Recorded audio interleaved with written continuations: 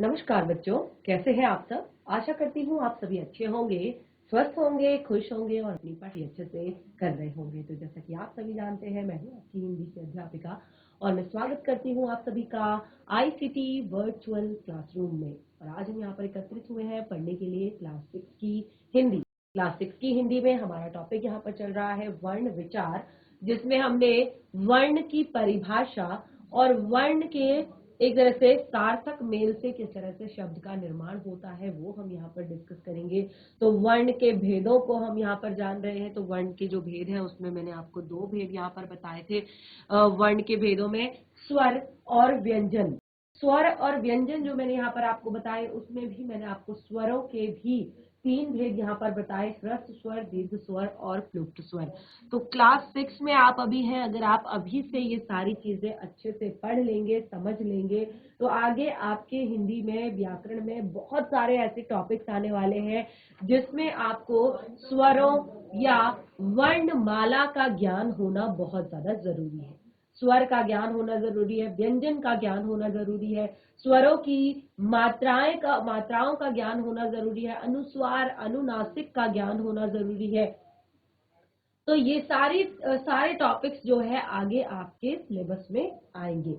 तो इसी को आगे हम अब कंटिन्यू करते हैं। तो ध्यान पूर्वक यहाँ पर समझने का प्रयास कीजिएगा और नोट डाउन जरूर कीजिएगा। जो भी यहाँ पर हम लिख रहे हैं उसको जरूर अपनी कॉपी में लिखें ताकि घर पर जाकर रिवाइज कर सके और आगे टॉपिक को समझ सके। तो देखिए यहाँ पर हमने जो हमारा स्वर टॉपिक था वो हमारा क्लियर हो गया था, यानी कि हमने यहाँ पर स्वरों के भेद पढ़ लिए थे, तीनों भेदों को हमने यहाँ पर, और उसमें देखिए हमने यहाँ पर जो एक तरह से हिंदी वर्णमाला है, पूरे स्वर यहाँ पर क्लियर कर लिए थे, 11 स्वर होते हैं। और उसके बाद बारी थी हमारे व्यंजन की। तो देखिए व्यंजन भी हमने अपने लास्ट सेशन में स्टार्ट कर दिए थे। व्यंजन क्या होते हैं, व्यंजन किसे कहते हैं, जिसमें हमने पढ़ना शुरू किया था। हमने यहाँ पर 3 तरह के आपको भेद बताए थे व्यंजनों के। व्यंजन क्या होते हैं, जिनका उच्चारण हम स्वरों की सहायता से करते हैं। व्यंजन क्या होते हैं, जिनका उच्चारण स्वरों की सहायता से करते हैं। और उसी पर मैंने आपको व्यंजन के 3 भेद भी यहाँ पर बताए थे। अब देखिए यहाँ पर क्या होता है, उच्चारण करते वक्त वायु जो होती है वो मुख से स्वतंत्र रूप से बाहर ना निकलकर अवरुद्ध होकर बाहर निकलती है, और इनका जो हम उच्चारण करते हैं स्वरों के साथ करते हैं। तो देखिए इसके यहाँ पर हमने 3 तरह के यहाँ पर भेद आपको बताए थे। सबसे पहले स्पर्श व्यंजन, अंतस्थ व्यंजन, ऊष्म व्यंजन। स्पर्श व्यंजन, अंतस्थ व्यंजन और ऊष्म व्यंजन। तो 3 तरह के हमने यहाँ पर भेद आपको बताए व्यंजन के। तो सबसे पहले देखिए, जैसे मैंने आपको बताया ऊष्म व्यंजन, ठीक है, ऊष्म स्पर्श व्यंजन। स्पर्श व्यंजन में मैंने आपको क्या बताया था, स्पर्श व्यंजन में मैंने आपको बताया क से म तक के 25 व्यंजन। जो क से म तक के जो 25 व्यंजन होते हैं वो स्पर्शी होते हैं। क्या होते हैं, स्पर्शी होते हैं, इसीलिए उन्हें स्पर्श व्यंजन कहते हैं। यानी कि जिन व्यंजनों के उच्चारण करते समय जो वायु होती है वो कंठ, जिह्वा, ओठ आदि को स्पर्श करते हुए बाहर निकलती है। ठीक है, क्योंकि देखिए यहाँ पर जो हमने स्वर पढ़े थे, हमने कहा वायु मुख से बिना किसी अवरोध के, बिना रुकावट के बाहर निकलती है। कहीं पर भी कोई रुकावट नहीं है। लेकिन अगर वही हम व्यंजनों का उच्चारण करते हैं तो वायु हमारे कंठ से, हमारे मुख से, हमारी जिह्वा से, हमारे ओष्ठ से टकराकर, यानी कि उनको स्पर्श कर कर बाहर निकलती है। जैसे क। अब देखिए आप, अब जब क आप बोल रहे हैं तो जो स्वर है वो आपके कंठ से उच्चारित हो रहा है, यानी कि वायु जो है वो कंठ से स्पर्श हो रही है। ख, ग, घ। तो आप देख रहे हैं कहीं पर जीवा, कहीं पर कंठ, म। अब देखिए वायु ओष्ठ से, प, य, र, ल, व। तो आप देख रहे हैं अलग अलग तरह से वायु जो है वो स्पर्श कर रही है कंठ को, और एक तरह से आपका इनको म तक के जो हमने व्यंजन आपको बताए वो आपके स्पर्शी व्यंजन है। और देखिए इनके मैंने आपको यहाँ पर बताया था कि हमने उन 5 वर्गों में, जैसे देखिए व्यंजन हमने स्टार्ट किए तो व्यंजन में हमने यहाँ पर सबसे पहले स्पर्श व्यंजन, अंतस्थ व्यंजन, ऊष्म व्यंजन। तो अब इनको एक बार हम लिख लेते हैं। यहाँ पर मैंने आपको बताया भी था आगे कि किस तरह से हम इनको, तो देखिए यहाँ पर जैसे मैंने कहा इनको 5 वर्गों में हम बांटते हैं। कितने वर्गों में बांटते हैं? 5 वर्ग में बांटते हैं। क वर्ग, उसके बाद च वर्ग, उसके बाद आपका ट वर्ग, उसके बाद आपका त वर्ग,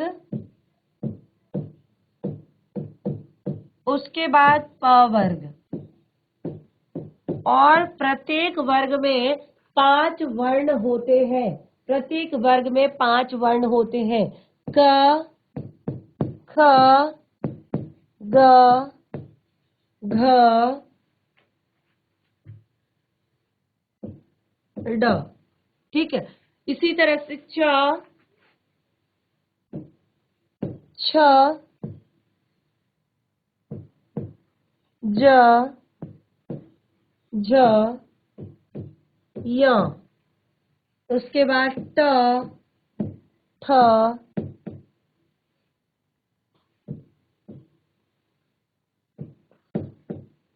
ड, ढ, ण, त, थ, द, ध, न, प, फ, ब, भ, म। तो हमने कहा कि क से म तक के जो 25 व्यंजन होते हैं ये किसमें आते हैं? स्पर्श व्यंजनों में आते हैं। क से म तक के जो 25 व्यंजन, देखिए 5 इसमें है, 5 इसमें, 5 इसमें, 5 इसमें, 5 इसमें। ठीक है, तो 5 हमारी लाइन्स है और 5 ही हमारे व्यंजन हैं। तो टोटल हमारे कितने हुए यहाँ पर व्यंजन? यहाँ पर टोटल हमारे 25 व्यंजन हुए। तो इस तरह से आप इसको याद रख सकते हैं। तो आप क वर्ग से लेकर प वर्ग, ठीक है, क वर्ग से लेकर प वर्ग तक के जो 25 व्यंजन होते हैं ये स्पर्श व्यंजन में आते हैं। किस में आते हैं? स्पर्श व्यंजन कहलाते हैं। इन्हें स्पर्श व्यंजन कहते हैं। क से लेकर म तक, ये क्लियर हुआ आपको? क से लेकर म तक स्पर्श व्यंजन। तो ये सबसे पहला भेद व्यंजनों का हमारा यहाँ पर क्लियर होता है। 3 तरह के भेद मैंने आपको बताए, स्पर्श व्यंजन, अंतस्थ व्यंजन और आपका तीसरा ऊष्म व्यंजन। अब देखिए जो दूसरा भाग है, जो दूसरा भाग उसको हम पढ़ते हैं। दूसरा भाग है अंतस्थ व्यंजन। इन व्यंजनों के उच्चारण में जीवा पूरी तरह से उच्चारण अवयवों को स्पर्श नहीं करती है। यानी कि जब हम इन व्यंजनों का उच्चारण करते हैं, ये केवल 4 होते हैं संख्या में, और जब हम इन व्यंजनों का उच्चारण करते हैं तो इनके उच्चारण में जीवा पूरी तरह से उच्चारण अवयवों को स्पर्श नहीं करती है। यानी कि जिन अवयवों को, जिन वर्णों को हम उच्चारित कर रहे हैं उनको जीवा पूरी तरह से, एक तरह से उच्चारण में स्पर्श नहीं करती है। जीवा य, र, ल, व। ठीक है, तो यहाँ पर ये जो आपके व्यंजन हैं इन्हें अंतस्थ व्यंजन कहा जाता है। ये संख्या में 4 हैं। ये संख्या में कितने हैं? 4 हैं। कौन कौन से हैं? य, र, ल, व। तो देखिए इसको आप इस तरह से भी पूरी तरह से, इस तरह से भी आप याद कर सकते हैं कि इन व्यंजनों के उच्चारण में जीवा पूरी तरह से मुख के किसी भी भाग को टच नहीं करती, यानी कि पूरी तरह से नहीं करती। करती है लेकिन पूरी तरह से नहीं करती, जैसे य, र, ल, व, य, र, ल, व। ठीक है, तो ये जो है इसलिए अंतस्थ व्यंजन कहे जाते हैं, इसीलिए ये क्या कहे जाते हैं, अंतस्थ व्यंजन कहे जाते हैं। और ये संख्या में 4 होते हैं। जिस तरह से स्वरों के 3 भेद थे, बिल्कुल उसी तरह से व्यंजनों के भी यहाँ पर 3 भेद मैंने आपको बताए, जिसमें स्पर्श व्यंजन हम क्लियर कर चुके हैं जो उनकी संख्या 25 होती है। अंतस्थ व्यंजन संख्या में केवल 4 होते हैं, जो पूरी तरह से मुख को उच्चारण में जीवा जो है पूरी तरह से स्पर्श नहीं करती, य, र, ल, व, केवल 4। तो इसको बिल्कुल एज इट इज उतार लीजिए, बिल्कुल एज इट इज लिख लीजिए इसको, जैसे कि हमने लिखा है ऊपर में भी। पहले तो इसी तरह से नोट करेंगे, उसके बाद जो वो हमने यहाँ पर पूरी आपको शीट बनाकर दिखाई क वर्ग से लेकर आपके प वर्ग तक, उसको भी आप नोट करेंगे। ठीक है, इसके बाद हमारा अगला जो भेद आता है वो आता है ऊष्म व्यंजन। अगला आता है ऊष्म व्यंजन। अब देखिए नाम से ही यहाँ पर थोड़ा सा आपको लग रहा है कि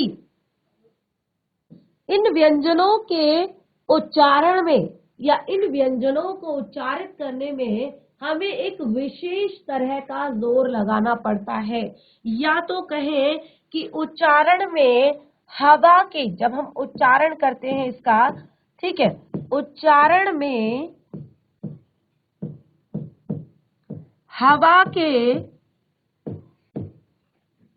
रगड़ खाने के कारण, यानी कि हम इस तरह से इसको उच्चारित करते हैं कि जो हमारे मुख से वायु है, रगड़ खाने के कारण मुख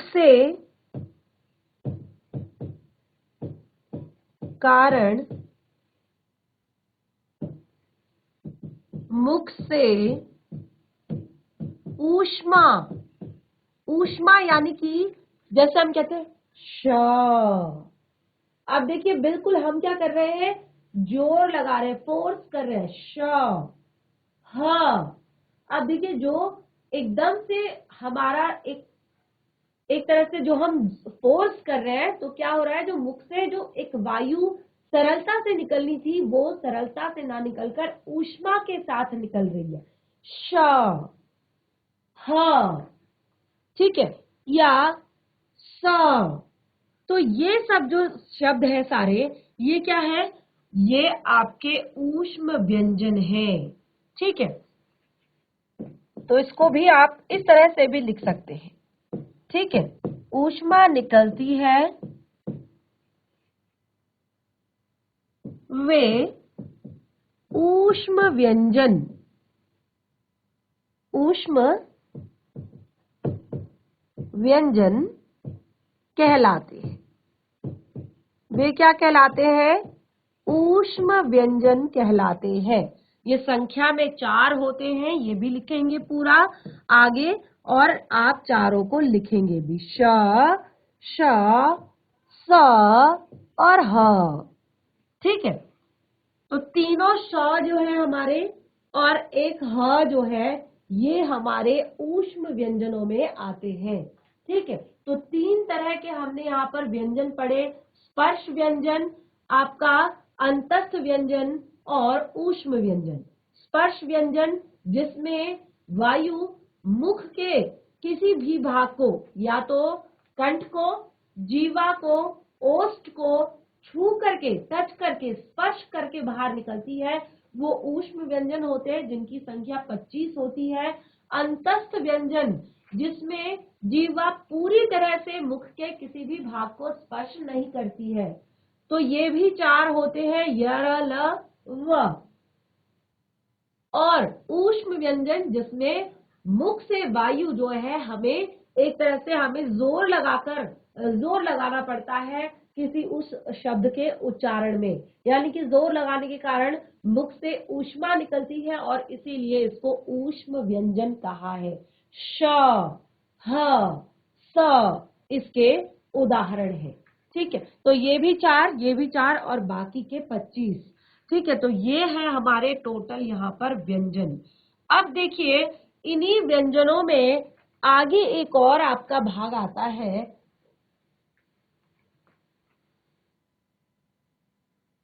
उसको हम कहते हैं संयुक्त व्यंजन। उनको हम कहते हैं संयुक्त व्यंजन। अब देखिए यहाँ पर व्यंजनों के तीनों भेद क्लियर हो गए हैं। तो यहाँ पर संयुक्त व्यंजन है, इसे भी हम पढ़ लेते हैं। संयुक्त व्यंजन क्या होते हैं ये संयुक्त व्यंजन? अब जैसे कि नाम से ही यहाँ पर आपको पता चल रहा है संयुक्त, संयुक्त व्यंजन यानी कि कुछ जुड़ रहा है, कुछ आपका किसी चीज, ये किसी के साथ जुड़ रहे हैं, इसीलिए इन्हें कहा है संयुक्त। ठीक है, तो एक बार लिख लेते हैं इसको, तब जाकर हम समझेंगे। तो चलिए, जब एक स्वर रहित व्यंजन, जब एक स्वर रहित व्यंजन, अब देखिए हमने बता तो दिया आपको कि व्यंजनों का उच्चारण स्वरों की सहायता से करते हैं, लेकिन कुछ व्यंजन जो होते हैं वो स्वर रहित होते हैं। कुछ व्यंजन जो होते हैं वो स्वर रहित होते हैं। तो जब एक स्वर रहित व्यंजन के साथ एक स्वर रहित व्यंजन दूसरे स्वर युक्त व्यंजन, दूसरे स्वर युक्त व्यंजन के साथ, जब एक स्वर रहित व्यंजन दूसरे स्वरयुक्त व्यंजन के साथ मिलकर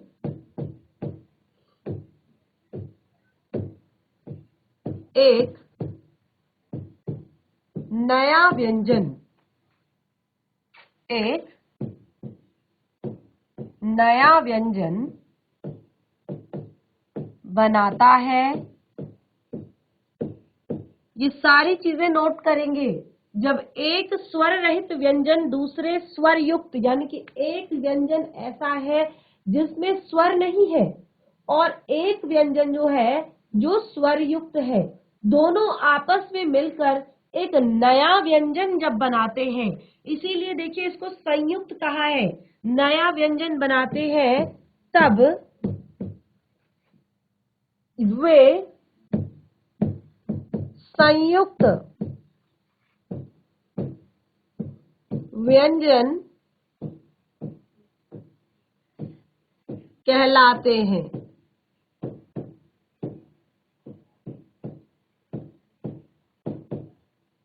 जब एक स्वर रहित व्यंजन दूसरे स्वरयुक्त व्यंजन के साथ मिलकर एक नया व्यंजन बनाते हैं, तब वे संयुक्त व्यंजन कहलाते हैं। क्योंकि यहाँ पर दो व्यंजन मिलकर एक नया व्यंजन बना रहे हैं, इसीलिए इसको संयुक्त व्यंजन कहा है। ठीक है, क्योंकि एक स्वर रहित और एक स्वर युक्त व्यंजन मिलकर एक नया व्यंजन यहाँ पर बना रहे हैं।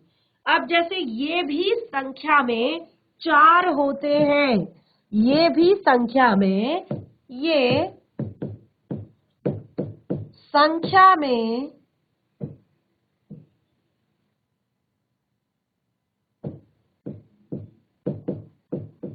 संख्या में 4 होते हैं। ये संख्या में 4 होते हैं। अब देखिए कौन कौन से हैं। क और श, ध्यान दीजिएगा, क और श। अब जो क है आप देख रहे हैं ये स्वर रहित है। जब हम व्यंजनों को इस तरह से लिखेंगे तो ये स्वर रहित व्यंजन माना जाता है। ठीक है, जब व्यंजन को ऐसे लिखा जाता है, आपने देखा होगा आजकल, अब हम जब भी जहां पर हमें आधा द लिखना होता है, पहले हम इस तरह से शब्द लिखते थे, द्वारा, इस तरह से लिखा जाता था। लेकिन अब कैसे लिखा जाता है? अब लिखा जाता है इस तरह से, द्वारा, यानी कि ये आपका द जो है अब वो हाफ हो गया, आधा हो गया, आधा द उसको कह सकते हैं। ठीक है, तो इसीलिए ये जो द है यहाँ पर ये स्वर रहित है। ठीक है, तो इस तरह से जो यहाँ पर क है ये स्वर रहित है। ठीक है, और उसके बाद जो ये श है ये आपका स्वर युक्त है, पूरा पूरा लिखा गया है। तो इससे बनेगा क्ष। क्या बनेगा? क्ष। क्ष। तो जैसे शब्द किस तरह के होंगे? कक्ष। क्ष बनेगा ना, तो कक्ष या पक्षी। पक्षी। ठीक है, तो देखिए क का स्वर आ रहा है, कक्ष। कक्ष, ऐसा लग रहा है कि दो क है और फिर क्ष। कक्ष, पक्षी। ठीक है, तो इस तरह से एक और एग्जाम्पल, त। अब आप देखेंगे त जो हमने लिखा हुआ ये भी स्वर रहित है, इसीलिए मैंने आपको स्वर और व्यंजन जब बताए थे, मैंने बताया था कि व्यंजनों का उच्चारण हम स्वरों की सहायता से करते हैं। और इससे शब्द कैसे बनता है? जैसे अगर हमें न, ज,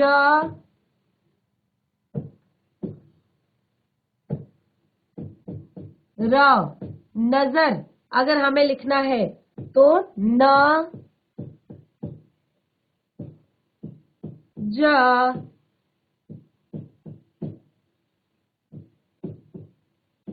र, इस तरह से लिखा जाएगा, क्योंकि ये सभी व्यंजन है और इनका उच्चारण हम स्वरों की सहायता से करते हैं। और जो स्वर रहित व्यंजन होता है उसको इस तरह से लिखा जाता है। ठीक है, तो जैसे यहाँ पर मैंने बताया त और र। त आपका स्वर रहित है और र आपका स्वर युक्त है, दोनों मिलकर बना रहे हैं त्र। दोनों मिलकर क्या बना रहे हैं? त्र। एग्जाम्पल,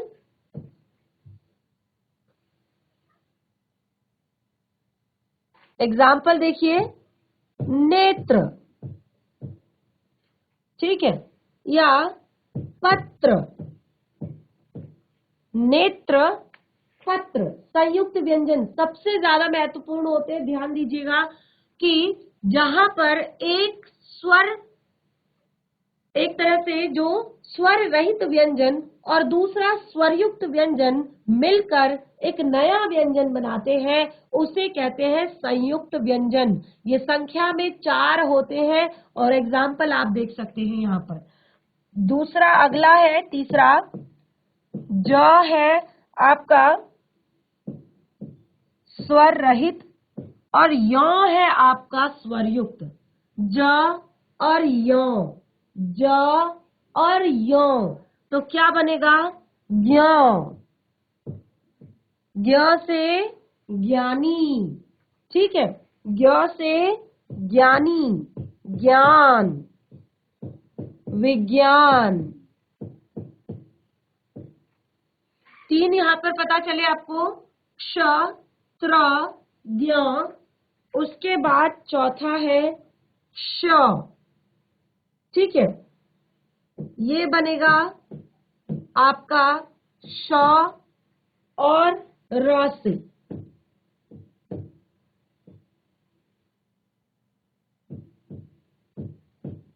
और देखिए इसके एग्जाम्पल, श्रम। दूसरा श्रुति।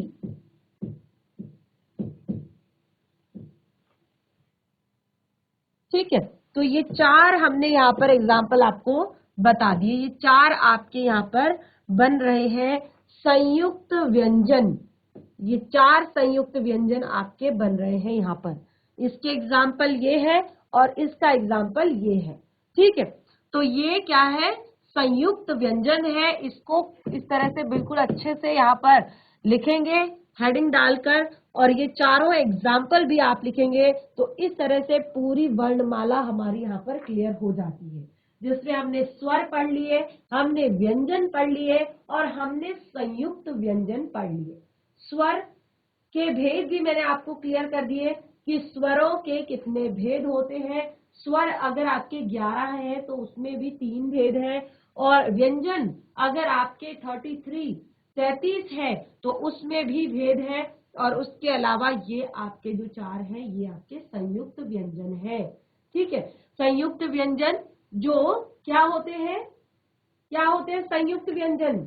स्वर रहित व्यंजन एक और स्वरयुक्त व्यंजन एक, दोनों मिलकर एक नया व्यंजन बनाते हैं, तो उसको कहते हैं संयुक्त व्यंजन। इस तरह से यहाँ पर 4 चीजें जो है हमारी क्लियर होती है। अब देखिए एक आता है आपका द्विवित व्यंजन। द्वित्व व्यंजन, अब देखिए ये क्या होता है, क्योंकि हिंदी अगर पढ़नी है तो हिंदी में आपको हर एक तरह अलग अलग तरह के बहुत सारे आपको वर्ड्स मिलेंगे पढ़ने में। आपको उच्चारण भी आना चाहिए, आपको लिखना भी आना चाहिए। तो जब तक आपको उनके बारे में पता नहीं होगा आप कैसे उच्चारित करेंगे।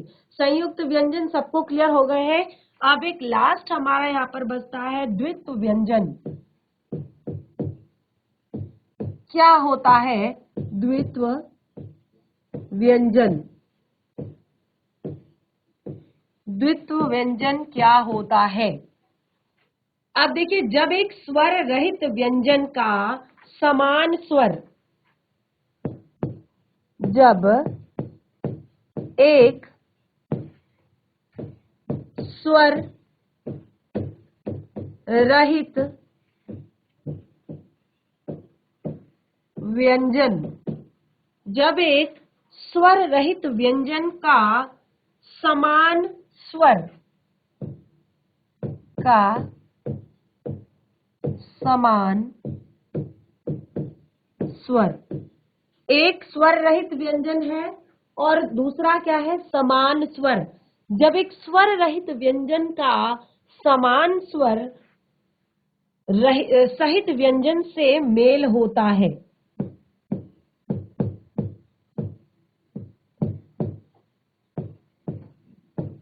व्यंजन से मेल होता है। अब यहां पर ध्यान दीजिएगा, जो स्वर रहित व्यंजन है और जो स्वरयुक्त व्यंजन है वो दोनों ही एक हैं, वो दोनों ही एक हैं। तब है द्वित्व व्यंजन,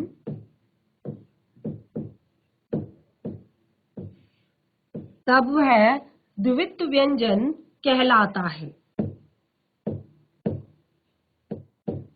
अब क्या समझ आया यहाँ पर? क्या समझ आया यहाँ पर? जब एक स्वर रहित व्यंजन का समान स्वर सहित व्यंजन से मेल होता है, यानी कि दोनों ही समान होते हैं। जैसे ठीक है, जैसे हम लिखते चम्मच, ठीक है, इसी तरह से या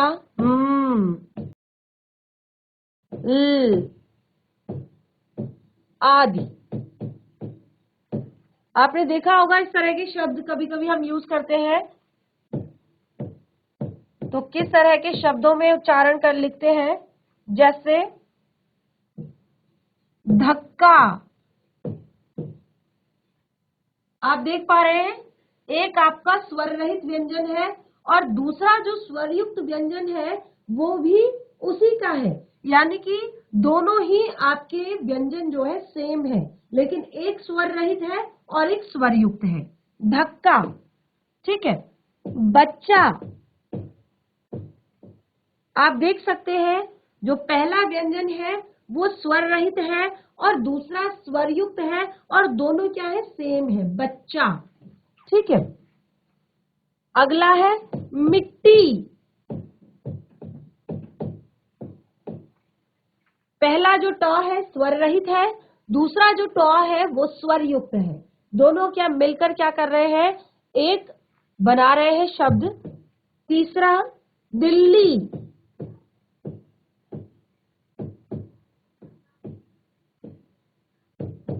तो आप देख पा रहे हैं कि यहाँ पर भी सेम चीज हो रही है। यहाँ पर आप देखेंगे एक स्वर रहित, एक स्वर युक्त, एक स्वर रहित, एक स्वर युक्त, एक स्वर रहित, एक स्वर युक्त। ये क्या कर रहे हैं? बहुत सारे ऐसे शब्द आपने देखे हैं जिसमें हम क्या करते हैं, हम कहते हैं आधा क, आधा च, आधा ट, आधा ल। ठीक है, ये सम्मान, अगर आपको सम्मान लिखना हो तो उसमें भी क्या होता है, आधा म। इस तरह से आपको शब्द लिखा जाता है। ठीक है, तो ये सारे जो व्यंजन है ये द्वित्व व्यंजन कहलाते हैं। क्या कहलाते हैं? द्वित्व व्यंजन कहलाते हैं। यानी कि जो व्यंजन है, एक दोनों व्यंजन ही सेम होते हैं लेकिन एक स्वर रहित होता है और एक स्वर युक्त होता है। तो इस तरह से यहाँ पर आपका जो ये पूरा टॉपिक है वर्ण विचार का कंप्लीट होता है। यानी कि वर्ण विचार में हमने बहुत अच्छी तरीके से स्वर और व्यंजनों को बहुत अच्छे से पढ़ लिया है, समझ लिया है। फिर भी अगर कोई डाउट हो, कहीं पर भी कोई दिक्कत हो कि आपको स्वर समझ में नहीं आए, स्वरों के भेद समझ नहीं आए, व्यंजन समझ में नहीं आए, तो नेक्स्ट सेशन में एक बार जरूर क्लियर करें। बाकी अपने अगले टॉपिक को कंटिन्यू करेंगे हम नेक्स्ट सेशन में। तब तक के लिए धन्यवाद। आपका दिन शुभ हो।